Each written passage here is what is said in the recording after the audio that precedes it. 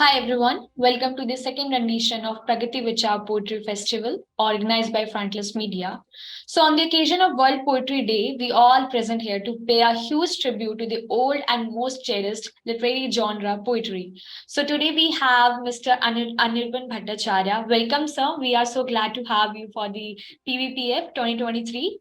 It's an Thank you honor to so have much. you Thank today. you so much for having me. Yeah, thank you so much. So, let's just start with the introduction first. Anirban Bhattacharya is the author of the best-selling true crime book, The Deadly Dozen, India's most notorious serial killers. He is the co-creator, producer, and writer at Southern India. He is the producer of Crime Patrol and Fear Files. In his corporate career, he has been the head of content for the Channel V and the Walt Disney Company India Limited. He has produced for leading channels like Star Plus, Sony, Z, NTV, Star Bharat, Life OK, DD, and Sub TV. He's a stand-up comedian and an actor, and having appeared in movies like Sui Dhaga, Mission Mangal, and he has recently released his poetry collection, Mumblings and Musings, which is published by Petal Publisher. So this is the book. Okay. Thank you so much, sir. So Thank today's you. discussion topic is finding harmony in chaos. And poetry is all about vent out when you would like when you are feeling to you are feeling so overwhelmed and you want to just let it out. So this is poetry. It's like a spontaneous overflow of emotions. So today we will be talking about finding harmony. Like how can we find harmony in chaos? Like through poetry. So your book, Mumblings and Musings, features a range of emotions like sadness to joy, deals with love's theme, insanity, faith, and it's also talk about cities, Calcutta and Mumbai. So how did you balance these diverse elements to create a congruence work? See, our human mind, the way we think, if you think about it, we have a million thoughts going on in our head at any given point of time. Right now, I'm speaking with you, but I'm also thinking, oh, the work that needs to be done today. I need to finish these chores. After that, what will I do? I have some office work. So my mind, all of our mind, constantly keeps ticking away. The book is like that. The book is, multiple thoughts just put onto paper. And these are not usually connected, but there is an underlying theme to the book, which is, uh, there's the theme of death, there's a theme of love, there's the theme of chaos. And today we're going to talk about that, is how do we find, um, you know within that chaos, how can we find joy, how can we find unity, how can we find peace? And you rightly said, poetry is usually, um, venting out of emotions and thoughts, but it's not necessarily always venting. Venting is a word that one uses sort of in anger, or in frustration. Poetry is also beautiful creations. um, I think it's just trying to put, the inexplicable things that can't be explained. It's trying to explain that and put it on paper. Is the way I look at poetry. Is that things that cannot be said in mere words needs to be then said in rhyme. So from your previous work, The Deadly Dozen, your book is this poetry collection is something very different. So Correct. how did come across the idea that I really want to write a poetry book? ये poetry जो है इस किताब में, the stuff that I have was mostly written when I was in college, Okay. when I was studying English literature. And I had thought I'd get it published someday. जैसे बचपन में होता है, मेरा बचपन था. You know, we all have dreams. I'm sure you have dreams as well, and some dreams, at that point of time, will seem impossible and too far away to achieve. But you never know, right, what life brings to you later on. So when I was 22 years old, I thought, I will be a published author someday. But वो मैं भूल गया. or how many ever years later, the book came out. So the writings are, primarily from that time. So it reflects a period in my life when, yes, I was full of angst, and I had a lot of questions. I think the questions remain even till today, but I think the angst has reduced a little bit with wisdom and age. um, so these are poems from that era.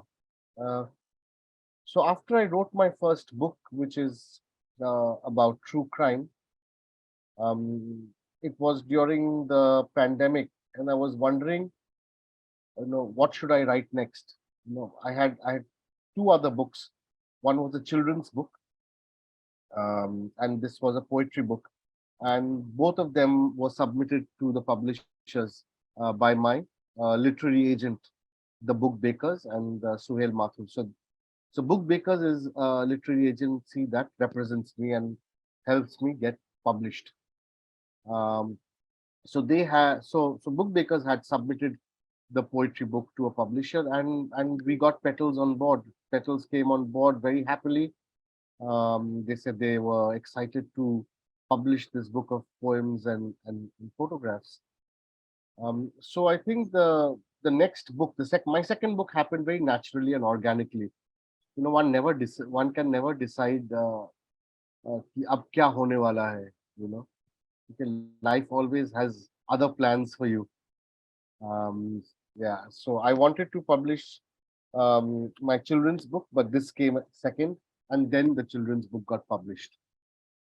So that's how it has been. And we hope that you will come up with more work, even better. Thankfully. Oh, yeah.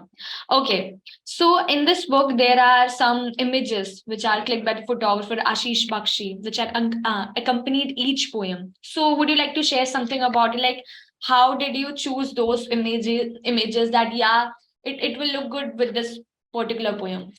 So Ashish Bakshi and I are actually school friends. We were in school together from, I think, class 4 onwards, till class 9. And then after that he left school. But he and I were childhood friends, and we reconnected much later in Mumbai. And he's an amazing photographer. And he and I were talking, and um, I wanted his photographs, to be seen by everybody. He's a very shy person otherwise.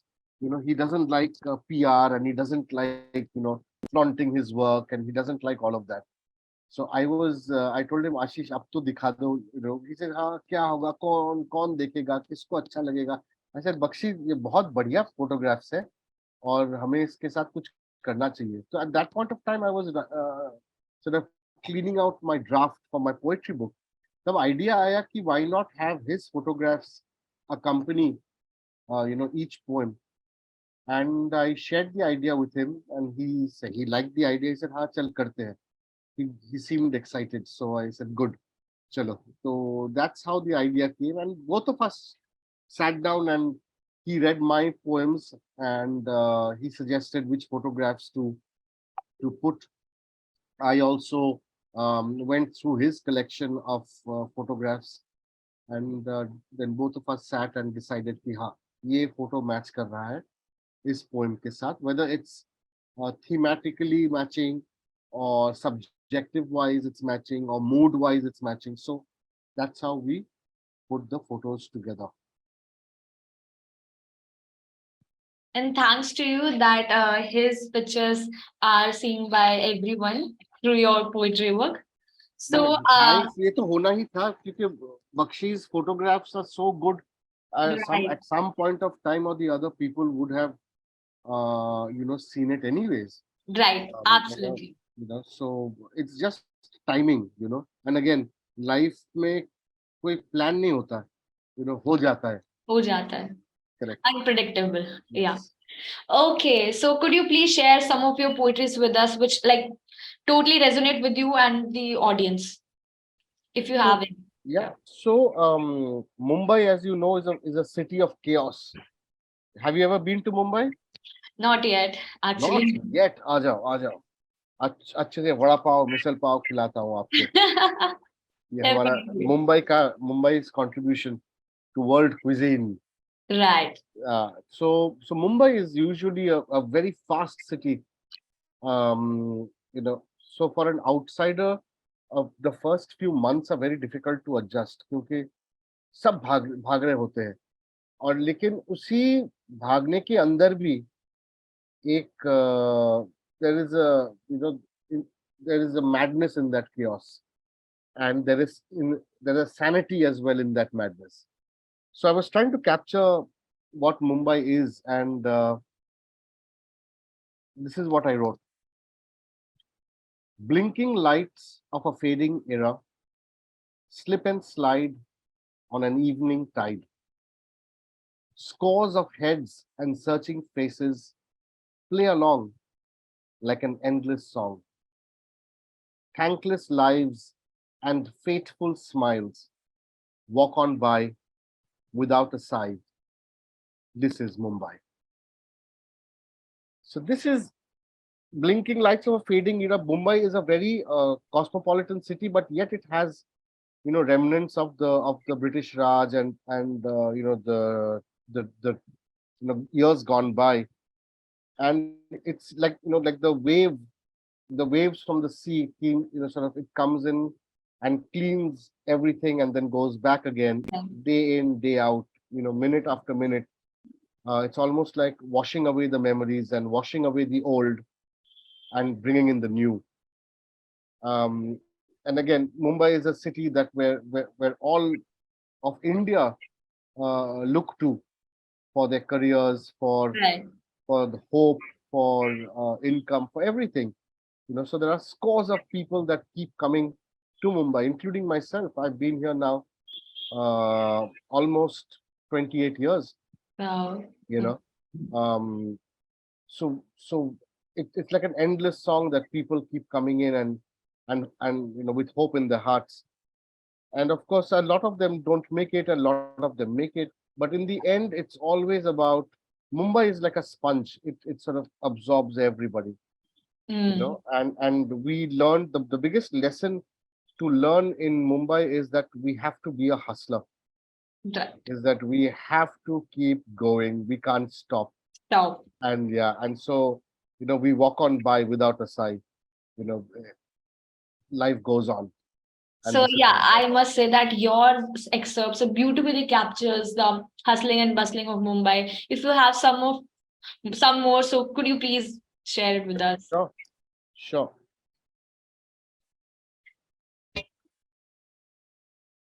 I'm going to read another poem. This is about it's called Borders.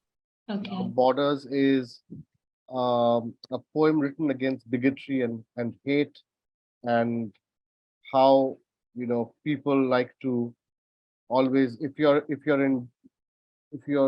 Delhiite and you see someone from South India, the usual a racist jibe is to call them a Madrasi.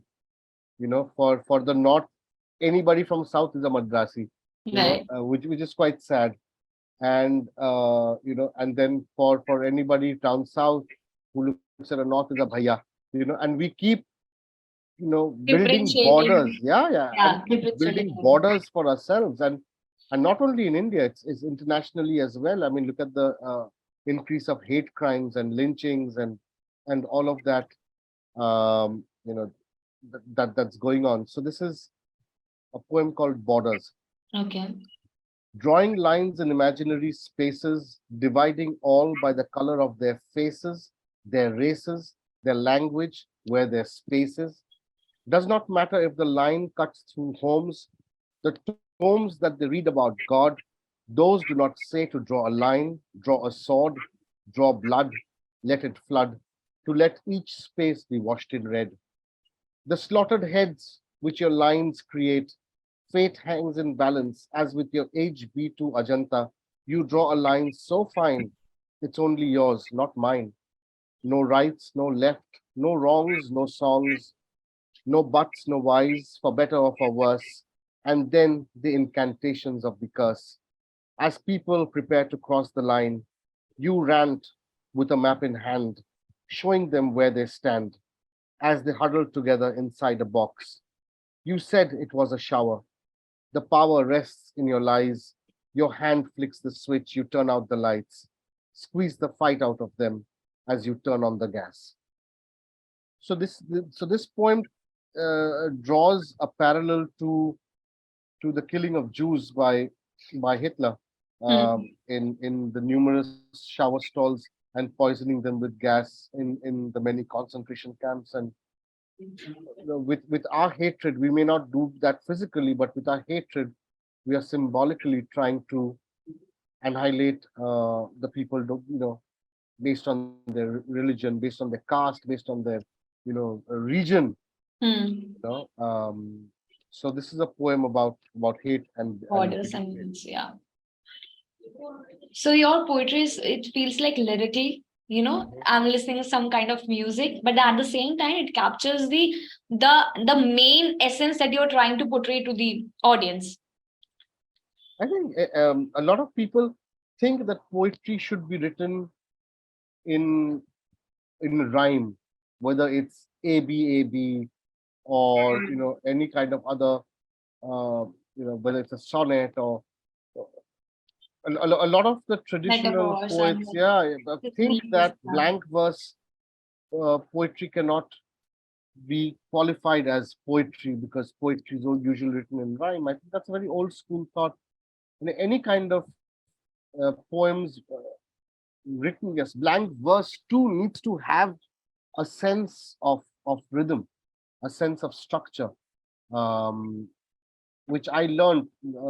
I used to think कि हाँ कुछ भी लिख दो और उसको poetry बोल दो तो हो जाएगा, वो होता नहीं है. That's लेकिन exactly our generation is doing right now. They're writing in free verses and call it as a poetry, but they don't know exactly the what is the meaning of the poetry, and they are just selling their poetries on social media now. हाँ, वो अभी तो वो दूसरा जमाना आ गया. Social media में एक चीटी, you know even if a art ant farts on social media, it becomes the biggest thing. So I mean, it's become a generation of millennials, influencers, Right. and validation. All of us are seeking validation, but अभी social media में कुछ ज्यादा ही हो गया कि there is a lack of heroes. When we were growing up, or even when you were growing up, we had legitimate heroes who we could idolize or who we could follow. Now there is none. No. So Yeah. then we are following random people, and just because they drive a Bentley and show it off on social media, they become heroes and have 12 million followers. The aspirations of this generation are slightly skewed, if I Right. may say so. And I may be called an uncle and grandfather because of that, but that's okay. Yeah. Um, you know, so it's in a different kind of an era that we are We are in currently right now. living Yeah. in. Currently. So, in your poetry, Daddy often explore the notion of finding beauty in chaos, like you shared with us your poetries. So, how do you think poetry can help us appreciate the chaotic and unpredictable nature of life? Poetry is very subjective. जो मैं लिखता हूँ um, will hold a certain meaning for me. Um, for the reader, they may interpret it in a different context, in a different situation. And what I find interesting for poetry is that it also depends on your mood when you're reading it. um, अगर आप गुस्से में पढ़ रहे हो तो आपको सिर्फ नेगेटिव वाली फीलिंग आएगी Right. पोएट्री में, करेक्ट. अगर आप वेरी सॉम्बर मूड में, थॉटफुल मूड में आप पोएट्री पढ़ रहे हो तो the interpretation will be very different. Hmm. And that's the beauty of poetry. I don't think anyone can really claim that हाँ मेरा poetry दुनिया को बदलेगी, या people will learn so much from my poetry. You can't say that. One has to just write it and send it out into the universe, and then hope for people to take whatever they want. The role of poetry in the book, I've used a lot of quotes from famous people writing about poetry, and Salman Rushdie says, a poet's work is to name the unnameable, to point at frauds, to take sides, start arguments, shape the world, and stop it from going to sleep. So that's how he sees that. He looks at the role of poetry. While Dylan Thomas says that poetry is what in a poem makes you laugh, cry, prickle, be silent, makes your toenails twinkle, makes you want to do this or that or nothing, makes you know that you are alone in the unknown world, that your bliss and suffering is forever shared and also forever all your own. So different people look at poetry in different ways, and um, it is such a subjective interpretation. कि आपको क्या लगता है वो आप ही जाने poetry पढ़ने के वक्त. If I may ask, Mhm. so when you write, what do you think that I'm writing for myself or I'm writing for the audience?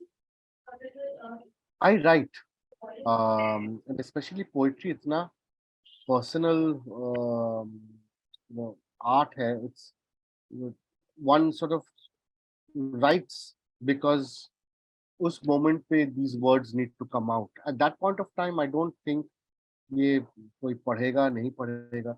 Or when I wrote these poems when I was in college, at that point of time it was more for myself. uh, but I also thought कि क्योंकि मैं English literature student था, तो मैं सोचता था कि हाय, अब मेरा पोएट्री भी पब्लिश हो जाए तो मजा आ जाएगा. कॉलेज में पढ़ाएंगे लोगों को, स्टूडेंट्स को. तो वो एक एम्बिशन था. और but at that point of time I mean nothing came out of it. So ये पब्लिशिंग तो एक एक्सीडेंटल हैप्पीनेस हो गया मेरी जिंदगी में कि the poems were given a second lease of life by my literary agency, and of course Harpreet from Petals Publishing.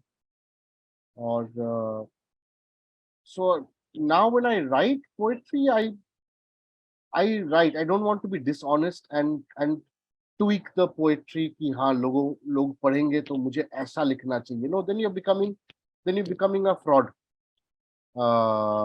You have to be very true to your art or true to your emotions or your feelings. So आपको अगर कोई जो कविताएं लिखते हैं, उनको मैं ये कहना चाहता हूँ कि लिखो भैया, जस्ट लिखते रहो. डोंट वरी अबाउट कौन क्या समझेगा, पढ़ेगा कि नहीं पढ़ेगा. Just be very honest to your emotions while writing it. That's a quite inspiring line to everyone. Okay, so moving ahead, both of your works explore the themes of darkness. Your book Deadly Dozen, or even your poetry book, the theme of darkness and light and how they can coexist. So, can you talk about more how you find harmony in these opposing themes? And also, you are a producer of Southern India and PFL, so there, your background is some kind of dark theme based. So, how? Light ही नहीं है, light ही नहीं है, सोचिए अंधेरे में काम चल रहा है और डरावना डरावना सब काम होता रहता है. नहीं, so I think the when there is light, there's always going to be darkness. Even in the brightest sunny days, there's always going to be a shadow on the ground, right? You can't avoid that. Or and they are like two sides of the same coin. If there is good, there has to be bad, and because then both of them are comparable to each other, right? You आपको वो ये कि how will you know what is bad if you don't know what is good? um, how will you make that judgment? But I think both of them sort of are complementary. और हमारे जिंदगी में भी हर हर moment पे है. All of us are in our life. Nothing forever is good, or nothing forever is happy. We have our moments of sadness and contemplation or stuff. So it's the way of trying to reflect, life in our work. I love the dark stuff. Of course, I love the dark because the gray is far more interesting than the plain white. क्योंकि gray में both सफेद भी है और काला भी है और it's a gray world that really fascinates me, and therefore Savdhan India, because I like studying the criminal mind.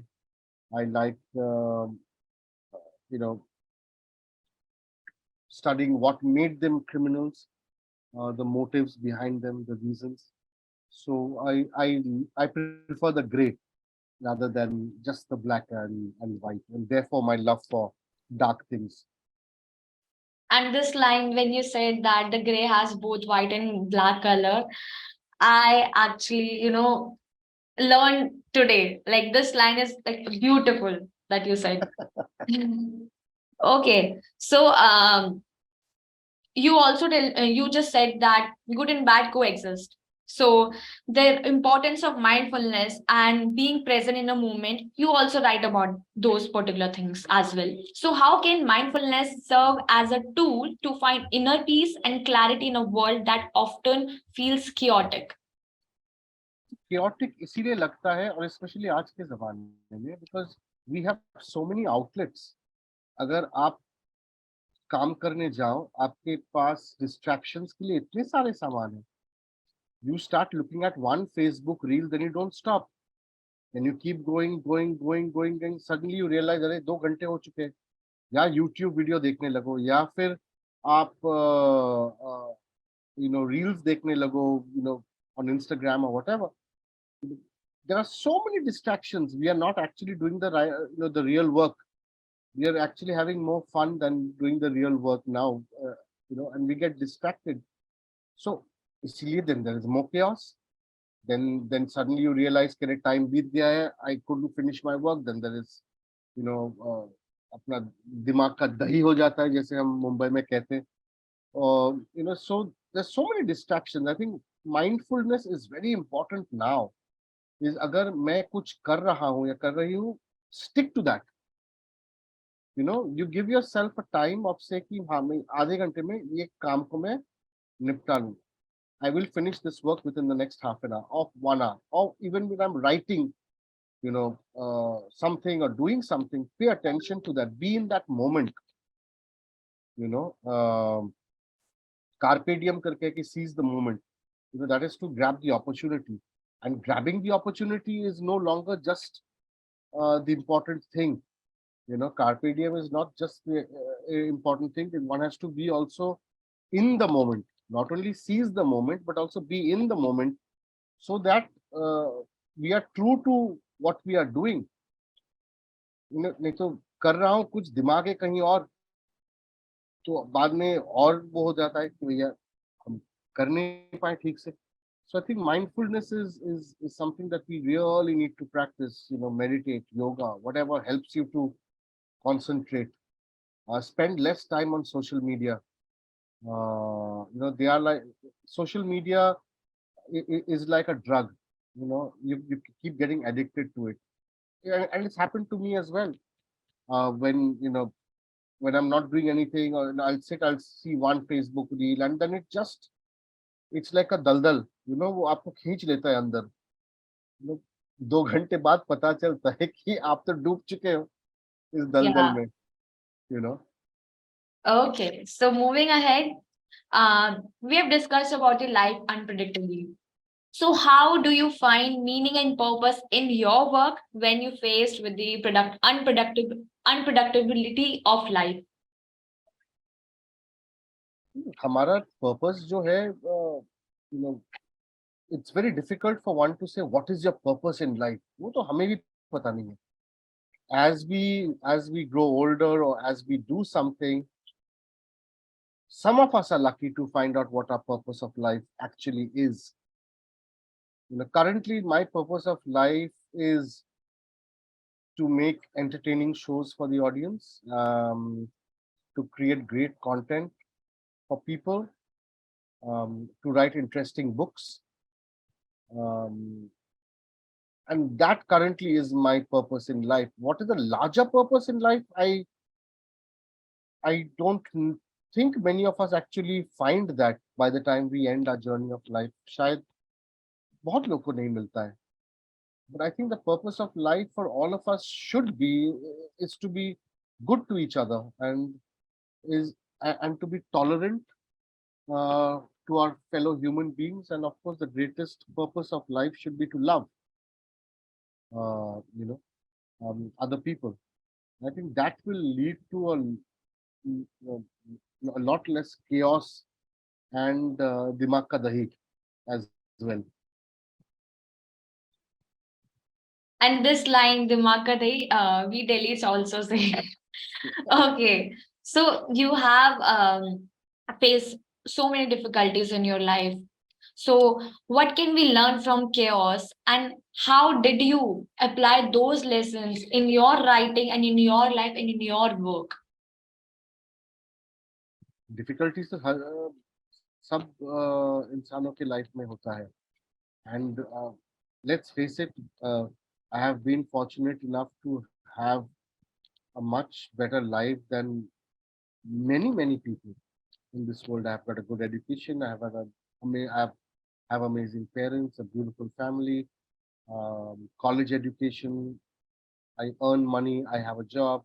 All of that. So I mean, one can call me entitled as well.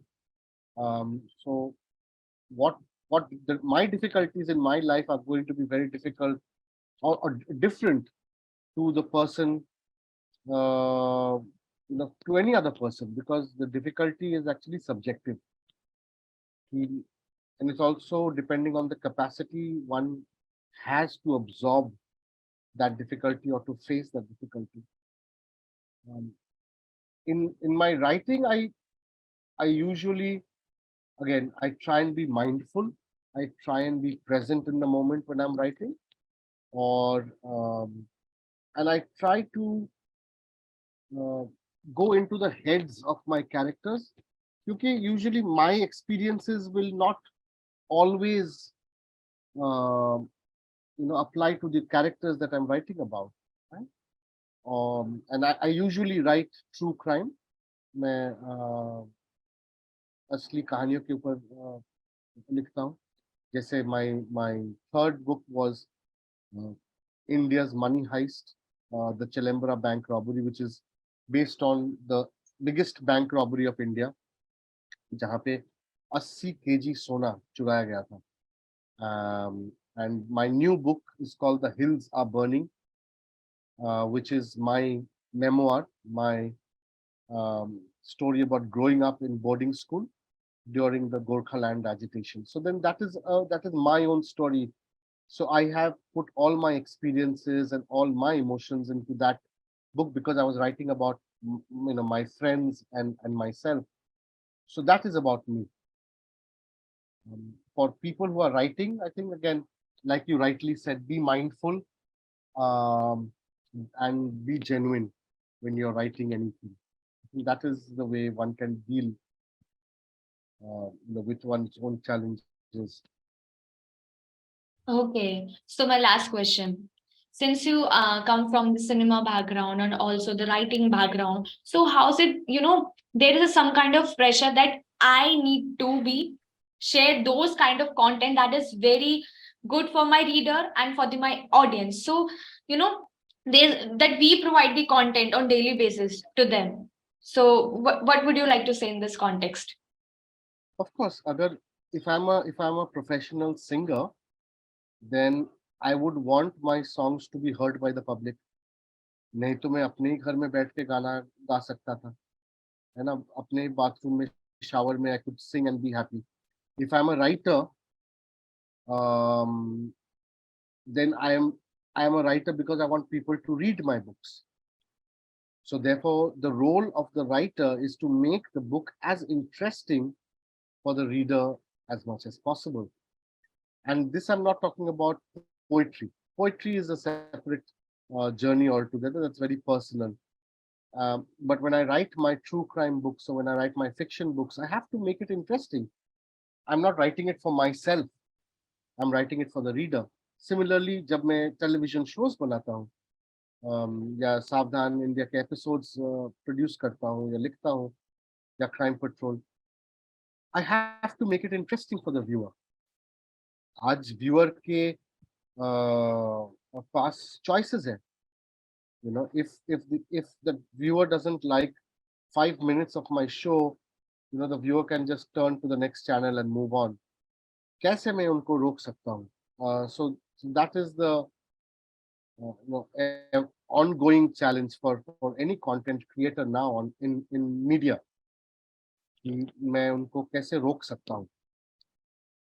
So one has to then again be mindful that you're creating content for public consumption, and then you create your content in that way. So before winding up this session, there is any poem that you'd like to share with the audience? Sure. हम बहुत बहुत लोग हैं जो मौत से डरते हैं, because we don't know what is the unknown and what's going to happen, and I'm also very scared of death and what's going to happen after that. So this is a poem. It's called Merging, and this is what I think will happen. I shall not smell the rain or hear the breaking of dawn. A trail of black smoke is all that I will be, a thin sliver of ash and a boat of flowers afloat, as my body will bid adieu to my soul. I shall not smell the rain. I will be the rain, and I will be the breaking dawn. In nothingness shall I exist. I will be nothing, yet everything. That's so beautiful. Thank you so much. Thank you so much. Okay, so thank you so much, Anirban sir, for joining us today. And I really liked this session, and I'm hoping the same. The audience also loved it. So thank you for being a part of PragatiE Vichaar Poetry Festival. And yes, guys, please read this book, Mumblings and Music, and more books of Anirban. So yeah, thank you. लोग कहते हैं ना कि a lot of the poets who are writing today, they say, oh, publishers don't publish poems because they don't want to publish poems क्योंकि वो intellectual होते हैं या वो बिकते नहीं हैं. So it's a catch-22 situation. If we don't buy books of poetry, then new poets will never be born because they'll never be published. So Absolutely. I urge the readers to support poetry books, buy poetry books, and buy books in general as well, and support your local bookstores. जो छोटे book stores होते हैं हमारे इलाके में, locality में, go and by one book. ये सही है कि ऑनलाइन में आपको ज्यादा डिस्काउंट मिल जाता है और बजट भी कम होता है.